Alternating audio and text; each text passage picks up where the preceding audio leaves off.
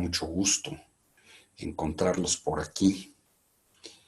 Esta es la última de una serie de 8 sesiones y que tratan un tema fundamental para la macroeconomía, que es el relacionado con la política cambiaria, que al igual que la política monetaria la lleva a cabo el Banco de México y que se vuelve fundamental para lograr la estabilidad económica, para generar una mayor dinámica en el comercio internacional, para buscar un mayor o buscar un superávit en la balanza comercial, que a la vez contribuya a un superávit de la cuenta corriente y de la balanza de pagos, temas que ya vimos en la sesión pasada y que, bueno, pues el manejo de todas estas variables va a determinar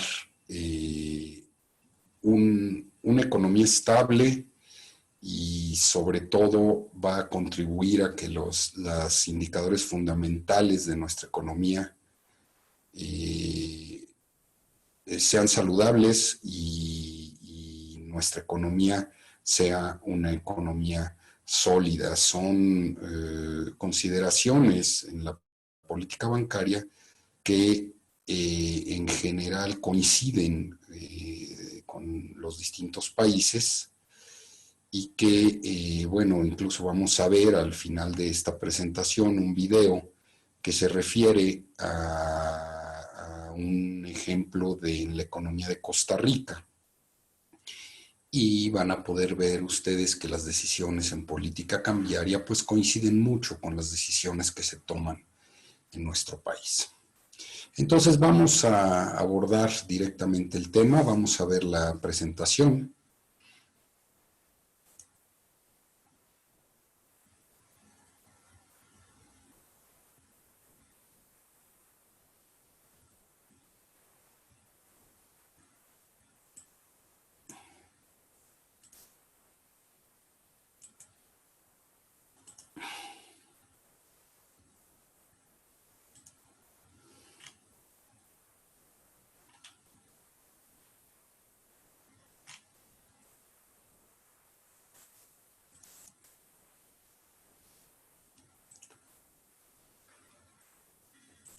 Bueno, vamos a ver primero qué nos referimos cuando hablamos de tipo de cambio.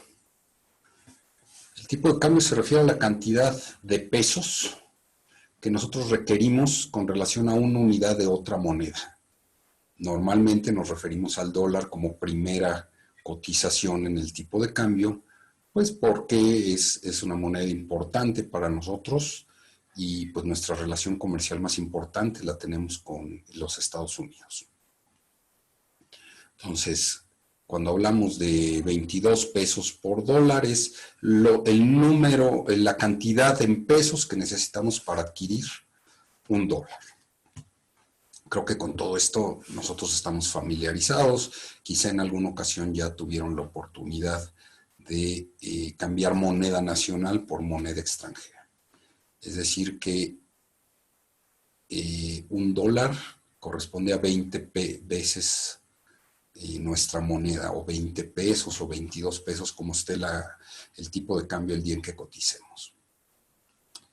En nuestro país, a lo largo de la historia, pero de manera más marcada de mediados del siglo XX o principios del siglo XX para nuestras fechas, se han aplicado diferentes tipos de esquemas. Hay un esquema que se le llama libre flotación, esquemas de régimen fijo. Durante varios años tuvimos un esquema de un tipo de cambio fijo. Otras veces no se deja totalmente libre la flotación, sino que se maneja la misma, o a veces se establecen parámetros de deslizamiento, pero que están controlados. Entre cierto y cierto rango únicamente se vigila que se esté moviendo el tipo de cambio. Vamos a hablar específicamente de un periodo muy marcado en nuestra economía, que se le llamó el desarrollo estabilizador. El desarrollo estabilizador se le llamó así porque se logró crecimiento económico sostenido con muy poca inflación, con una inflación sumamente baja. Esto se dio entre los años, fue un periodo aproximado de 20 años, entre mediados de los 50 y mediados de los 70. Principalmente fue cuando vivimos esta situación, sobre todo más marcado, ya entrados los 70 comenzamos a sentir los síntomas de las crisis económicas. Sin embargo, fue un periodo, si ustedes se fijan, en donde, pues digo, en los años 50 veníamos de situación de dos guerras mundiales a principios del siglo. Ya para los 50 ya había terminado la Segunda Guerra Mundial. El mundo requería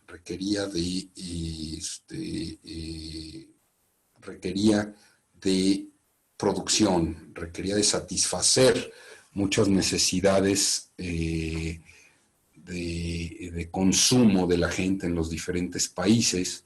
Entonces los países comenzaron a industrializarse. Los países desarrollados, al tener una industrialización, por consiguiente, pues fue permeando esa industrialización en los países en vías de desarrollo, y incluso pues fue el momento en que varias de las empresas comienzan a establecerse en otros países, en el caso específico de México, empresas internacionales, y todo esto contribuyó a que se diera un crecimiento sostenido de nuestra economía. Aunado a que se mantuvo la inflación, nuestra economía pues fue una economía en pleno crecimiento, pero estable. Una economía estable que contribuyó a que tuviéramos una moneda, también una moneda fuerte.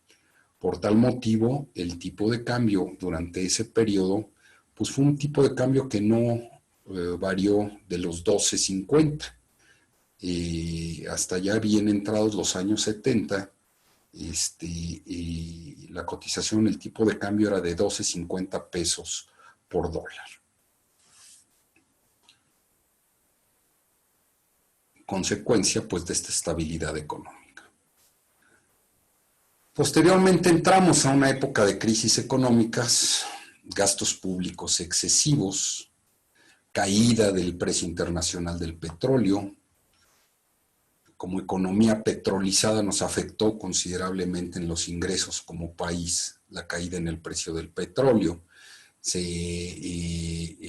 Previo a esto se había definido el gasto público de acuerdo a unos ingresos mucho más altos del petróleo, a que íbamos a vender el petróleo a precios sumamente altos, y se vino esta caída en los precios, lo cual pues determinó una crisis económica en nuestro país y subsecuentes crisis económicas, no nada más en 1976, en 1982, en 1984, y fueron años en donde, además de que estuvieron limitadas las líneas de crédito para nuestro país, pues fueron años en que se presentan las devaluaciones más fuertes. Nosotros vivimos en nuestro país devaluaciones de 2 dígitos, en donde pues realmente la depreciación del peso mexicano contra las monedas más fuertes fue enorme, lo cual determinó procesos inflacionarios también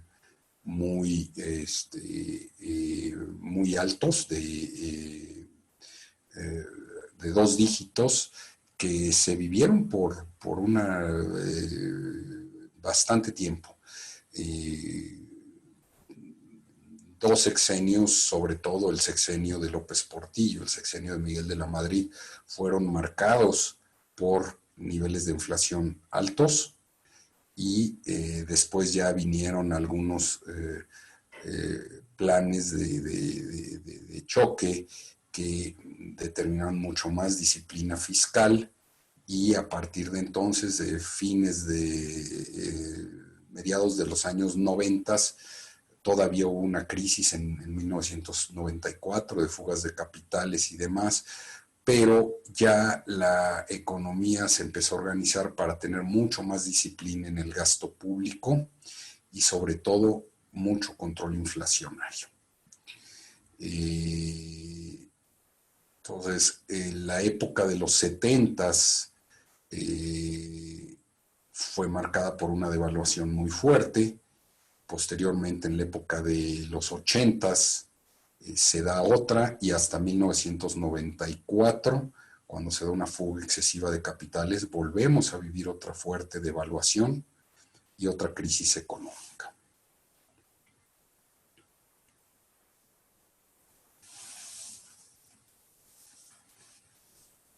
Es muy importante que ver el concepto de tipo de cambio como un concepto de precio relativo. Es el precio relativo que tiene una moneda con relación a otra moneda, ¿sí? El diferencial en el valor de las monedas se da porque existe un diferencial en los niveles de inflación de cada uno de los países. Y en la medida que nosotros compensemos ese diferencial inflacionario a través de un tipo de cambio, vamos a tener posibilidades de colocar los productos que vendemos nosotros. El precio de nuestros productos se hace mucho más competitivo cuando existe una relación o un tipo de cambio más alto, ¿sí?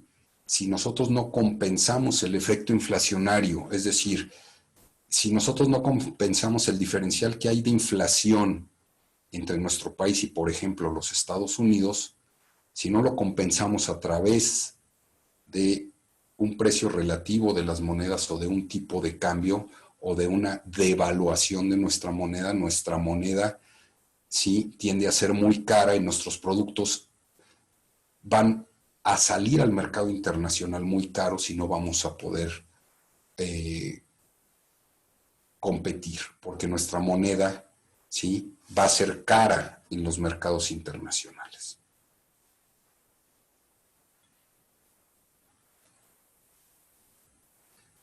Normalmente el primer análisis que se hace es de nuestra moneda con el dólar, porque es la moneda con la que tenemos más relación.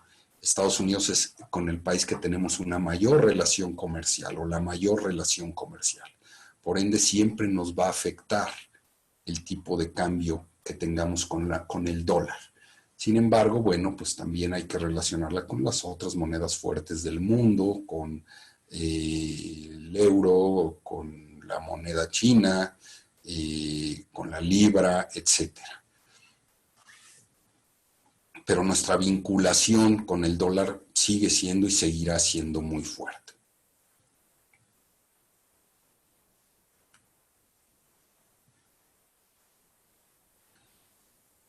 Normalmente cuando se devalúa el peso mexicano es porque, en efecto, hay momentos en que tiende a sobrevaluarse, ¿sí? Entonces, volvemos, es necesario tener una compensación de nuestro valor con relación a las otras monedas. Cuando nuestra moneda tiende a sobrevaluarse, los productos mexicanos se van a volver caros en el extranjero y hay necesidad de que y adicionalmente tenemos una inflación alta con relación a otros países que compran en dólares, ¿sí? Entonces nuestra moneda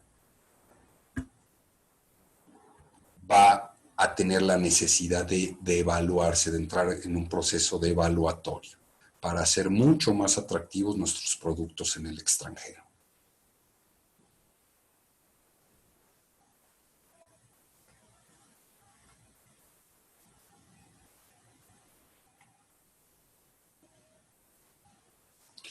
Cuando el peso tendía a apreciarse y se actuaba bajo una política de tipo de cambio fijo, era muy difícil que se pudiera compensar el efecto inflacionario que teníamos nosotros con relación a otros países, ¿sí?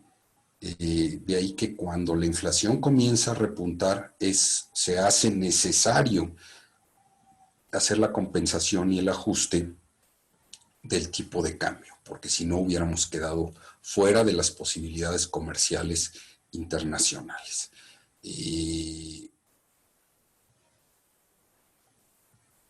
De esta manera también, al devaluarse, para nosotros es mucho más caro adquirir los dólares, que es con lo que se pagan las importaciones. Entonces, siempre el efecto, al haber una devaluación de nuestra moneda, se incentivan las exportaciones y se desincentivan las importaciones, lo cual da la posibilidad de tener un superávit en la balanza comercial que se refleja en la cuenta corriente y que a la vez se refleja en nuestra balanza de pagos. Eso nos da la posibilidad de contar con un mayor número de reservas internacionales para cualquier contingencia que se tenga, a la que se tenga que hacer frente.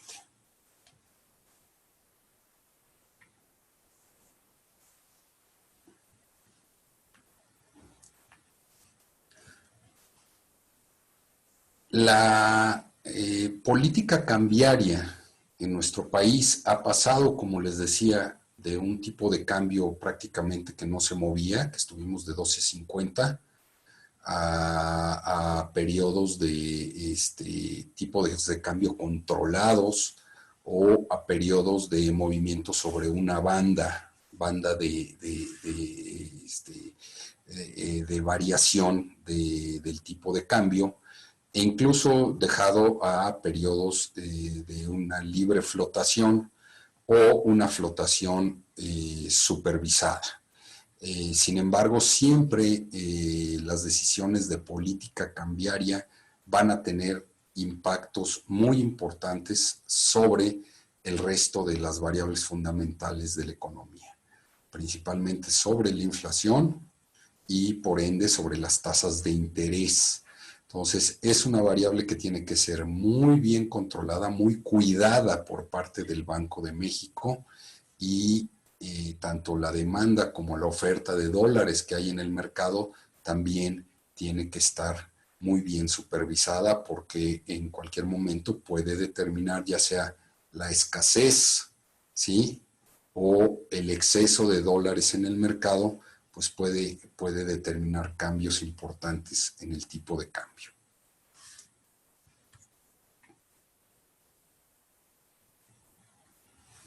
Sin embargo, no solamente el control de la invasión baja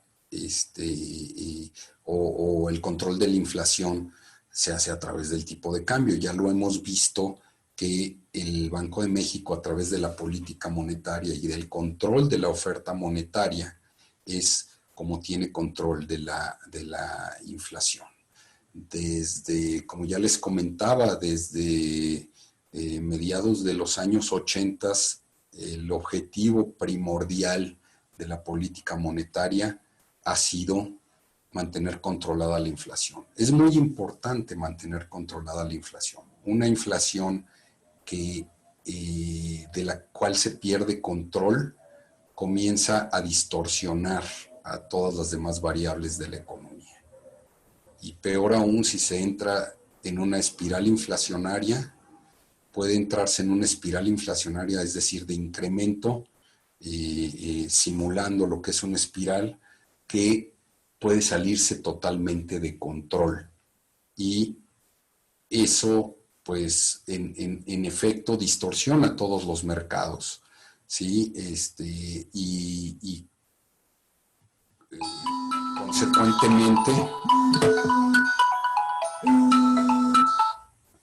consecuentemente puede evaporar el poder adquisitivo de la población. Entonces, además del tipo de cambio, bueno, los otros elementos van a contribuir, también los otros elementos de política monetaria van a contribuir a que se pueda lograr una estabilidad económica. El hecho de que el Banco Central, el Banco de México, sea independiente, también va a determinar una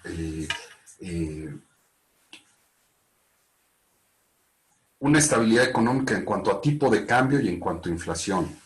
Es muy importante que los objetivos que plantee el Banco de México con relación a la inflación se cumplan, o sea, sean confiables.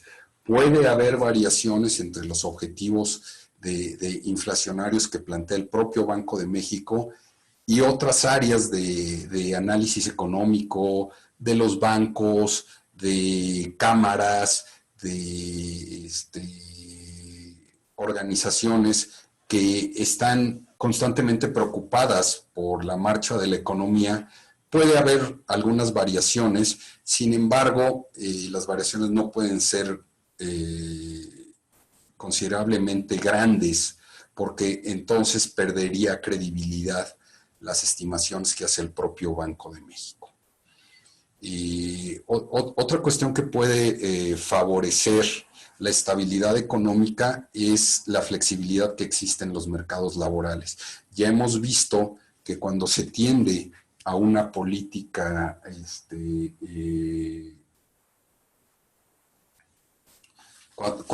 cuando se tiende a una política para disminuir el desempleo, esto puede generar efectos inflacionarios. Y en el largo plazo hay argumentos en donde nos dicen que realmente no se reduce el desempleo y sí se puede entrar a una espiral inflacionaria. Pero en general, cuando existe flexibilidad en estos mercados laborales, en donde hay la posibilidad de contratar o dejar de contratar fuerza laboral, esto constituye una variable de control en el resto de los indicadores económicos. Algo que también favorece muchísimo a la estabilidad económica y una inflación baja y un tipo de cambio controlado es el hecho de que tanto las políticas fiscales, sobre todo las fiscales, que haya una responsabilidad en ellas. Es decir, tratar de que el déficit, el déficit fiscal, es decir, aquel en donde los gastos son mayores a los ingresos, sea también controlado y procurar de que exista más bien un superávit, que los ingresos sean mayores a los gastos. Y lo mismo en el manejo de la oferta monetaria, en el manejo de las tasas de interés. El desarrollo de los mercados financieros, en la medida que se puedan ir presentando opciones de mercados financieros más sofisticados, no tan volátiles, alternativas, no solamente mercados de deuda, sino más sofisticación en los mercados de capitales, vía aquellos mercados indizados, vía la bolsa de valores. Pues todo eso va a contribuir a tener un mercado financiero mucho más sólido, ¿no? Además de que, bueno, si eso, si las políticas fiscales, sobre todo, tienden dentro del presupuesto de ingresos y egresos, esos egresos tienden a desarrollar la infraestructura productiva del país, pues la posibilidad de contar con una economía más sólida es mucho mayor. Y obviamente que la entrada de los capitales tenga seguridad en nuestro país, que las reglas sean claras, tanto aquellos capitales que entran en un mercado, llamémosle entre paréntesis especulativo, o en un mercado financiero, como aquellos otros, y esto es muy importante, que entran a nuestro país en aras de contribuir a desarrollar la industria establecida, con inversiones en tierra, con inversiones en maquinaria, que tienden a permanecer por mucho más tiempo en nuestro país, y eso le da, además de aprovechar la infraestructura creada, eso le da mucha más solidez y credibilidad al país ante la comunidad internacional. Por ejemplo, acabo de oír una noticia en donde se hace ya un comparativo de la calidad de la producción dentro de la industria automotriz con relación a los costos que se tienen, la producción que está saliendo, y comentaban que en México se está destacando considerablemente ante Estados Unidos en cuanto a la calidad del trabajo que se está llevando a cabo, específicamente en esta industria automotriz, con relación a los costos. Esperamos, claro, que los costos no solamente, la reducción en costos no solamente se vea por el lado de los salarios, sino que pues, esta reducción en costos se deba también a la ubicación estratégica de las plantas, a la reducción de costos que se tienen de insumos que vienen de otros países y que nuestros trabajadores puedan tener acceso a mejores salarios. Parece ser que ya este TEMEC, todo lo que se consideró dentro del Tratado de Libre Comercio, ahora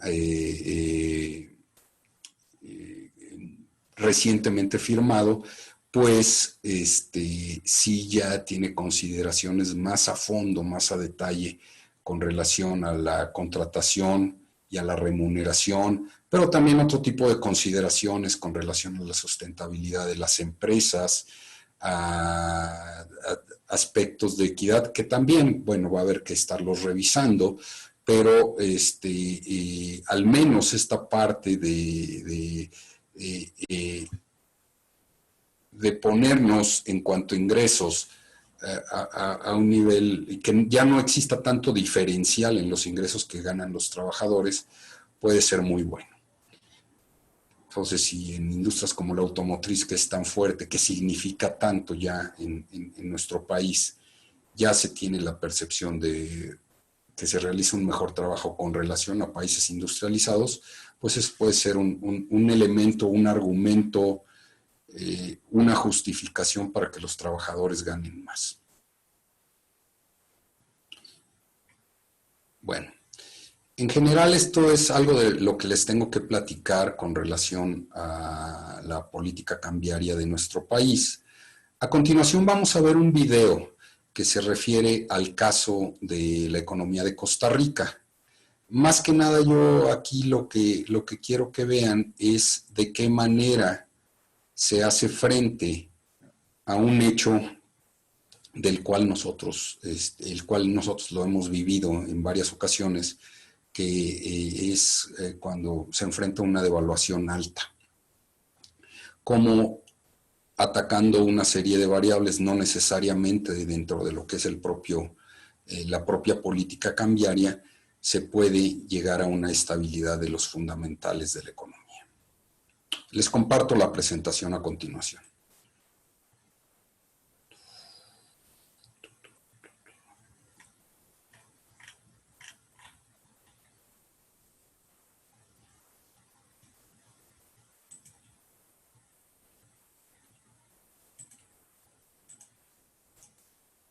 Permítanme que no la está jalando.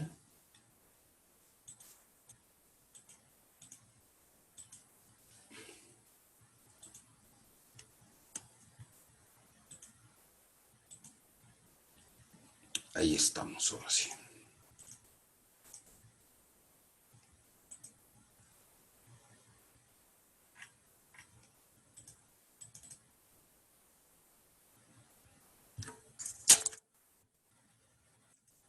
Continuamos en un nuevo programa de Economía Hoy, democratizando la educación financiera desde el Hotel Real Intercontinental en San José de Costa Rica. De nuevo me acompaña el doctor Roger Madrigal, director de la División Económica del Banco Central, con quien hemos estado comentando, discutiendo sobre los roles del Banco Central, las metas de inflación y otros temas de interés. Bienvenido de nuevo, Roger.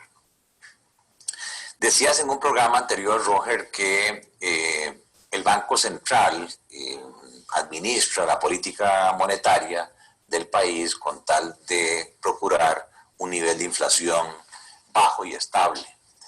Y que dentro de eso cabe el manejo de la política cambiaria. ¿Okay? Si pudieras explicarnos un poco la política cambiaria que está siguiendo, o el régimen cambiario más bien, este país desde, entiendo, febrero del 2015, cuando ustedes tomaron la decisión de cambiar de aquel sistema de bandas a lo que estamos hoy. ¿Qué podrías explicar, por favor? Sí, en realidad esto ha sido un proceso lento que se inició con un anuncio que hizo el banco en el 2005, fue que iría poco a poco flexibilizando el régimen cambiario, que iría primero a una banda de amplitud gradual, y que sería transitoria luego para ir a un régimen de flotación. Y fue octubre del 2006 que el Banco Central inicia esta flexibilidad con la banda y en febrero del 2015 decide ir a algo que el banco llamó, porque lo llamó así, no es que sea el nombre del régimen, llamó flotación administrada. Un régimen de flotación elimina la banda y entonces que en la medida de lo posible el tipo de cambio se determine por la convergencia de las fuerzas de oferta y demanda, y el banco se reserva el derecho de intervenir ante movimientos que considere abruptos. Y ahí es importante que ustedes tienen unas reglas de intervención que solo ustedes manejan. ¿Qué se entiende por reglas de intervención? Las reglas lo que le dice al banco cuando se presenta alguna situación, entonces si hay que entrar, si hay que ir a vender, ¿qué montos? Hay presupuestos, no es ilimitado, no es que podemos gastar 7.000 millones de reservas en intervención, obviamente no.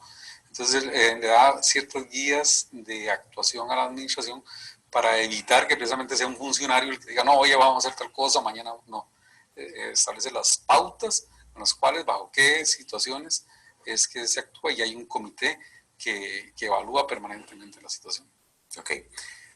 En esa línea, bajo esta administración, el tipo de cambio que llamamos nominal, el que se fija en el mercado de moneda extranjera, conocido como el MONEX, ha sido relativamente estable, pero sí tuvimos un fenómeno en el mes de abril-mayo, donde incluso la depreciación de punta a punta, que se llama, o interanual, alcanzó niveles del 10%. Y eso generó mucha incertidumbre. Incluso se decía que los agentes económicos estaban volcando sus ahorros internos de colones a dólares, porque el premio por ahorrar en colones, dado que las tasas internas en dólares, el gobierno empezó a pagar un poco más, afuera también se pagaba un poco más. Entonces hubo un vuelque de los ahorros que generó, digamos, una demanda atípica sobre los dólares y que causó este brinco en muy poco tiempo. Estando sentado en la silla tuya como director de la División Económica del Banco Central, ¿nos podrías explicar un poco, bueno, cómo lo vieron ustedes desde allá y qué medidas han tomado para que al día de hoy, prácticamente en noviembre, se haya volcado la situación y que el tipo de cambio ha regresado a niveles relativamente estables? Sí, bueno, usted ha hecho bastante del diagnóstico, es correcto. El premio por ahorrar en colones con respecto a dólares se hizo negativo. Seres humanos son racionales, los costarricenses. Entonces pasaron dos fenómenos. Uno era que la gente empezó a ahorrar, a preferir más ahorrar en dólares que en colones, que creó esa demanda por dólares que se está diciendo. Y algunas empresas también, empresas, personas, familias, observaron que como las tasas de interés en colones no se estaban ajustando, entonces que tal vez, y el tipo de cambio sí, entonces que tal vez era más conveniente pagar el crédito que tenía en dólares para convertirlo en un crédito en colones.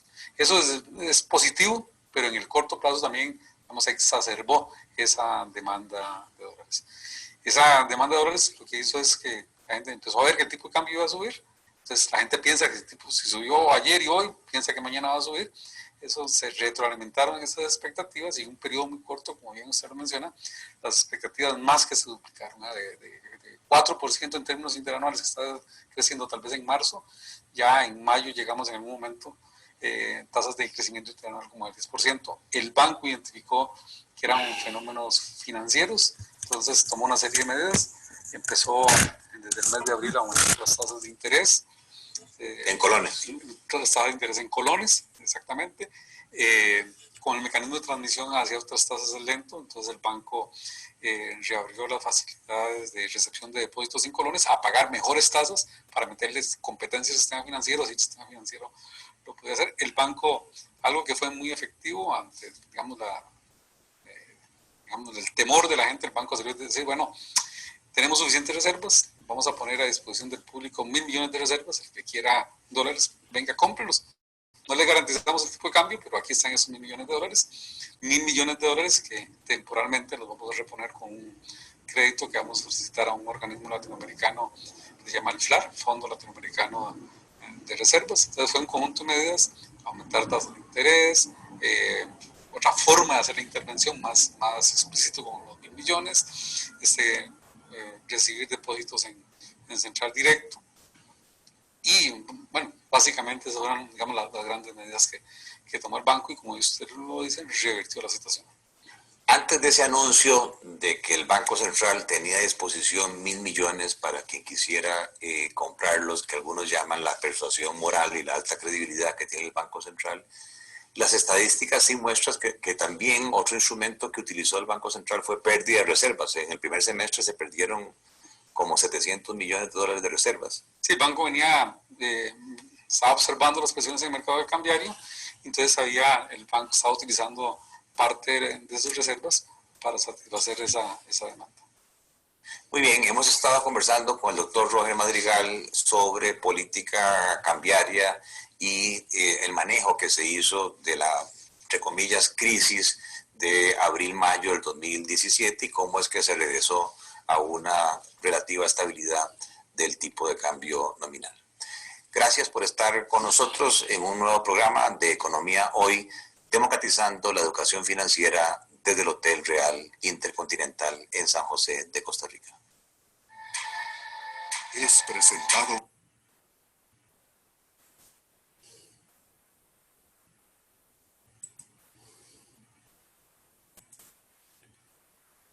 Bueno, como pudieron notar,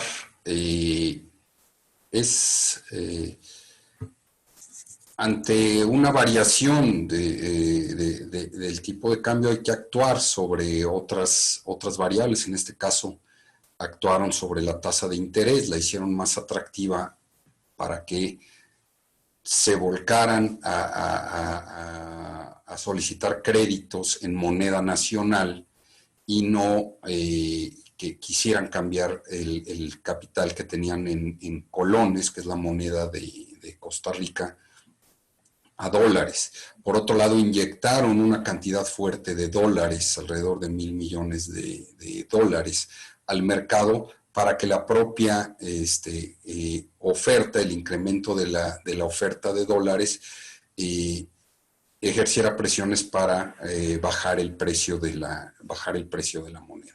Como se pueden ver, es muy importante, como ustedes pueden ver, el manejo de la política cambiaria en cualquier economía, la presencia del Banco Central para determinar el valor o el costo financiero del dinero y sobre todo para incentivar el crédito cuando no es muy favorable el tipo de cambio para una determinada moneda, que fue el caso de Costa Rica. En fin, bueno, pues no me queda más que agradecerles en esta última sesión, los que tuvieron la oportunidad de ver todas las videoconferencias, pues se van a dar cuenta que fuimos desde lo que es el concepto general de la economía hasta ya irnos enfocando por ahí de la tercera sesión ya a aspectos o a conceptos y variables específicas de la macroeconomía. Yo espero que la información proporcionada por estas videoconferencias pueda complementar toda la información que ustedes ya tienen en sus contenidos, en sus apuntes, y toda la información que ustedes han estado investigando para resolver sus actividades de aprendizaje. La idea, como les dije desde un principio, es que ustedes encuentren la utilidad a los conceptos que aquí les hemos estado compartiendo. Yo me pongo a sus órdenes en el chat correspondiente que vamos a tener a esta videoconferencia. Para cualquier duda, yo ahí voy a estar al pendiente y me dará mucho gusto verlos por ahí y que me puedan hacer algunas preguntas de toda la información que por aquí les he compartido. Ha sido un gusto de nuevo poder estar con ustedes en este curso intersemestral. Me pongo a sus órdenes. Hasta pronto.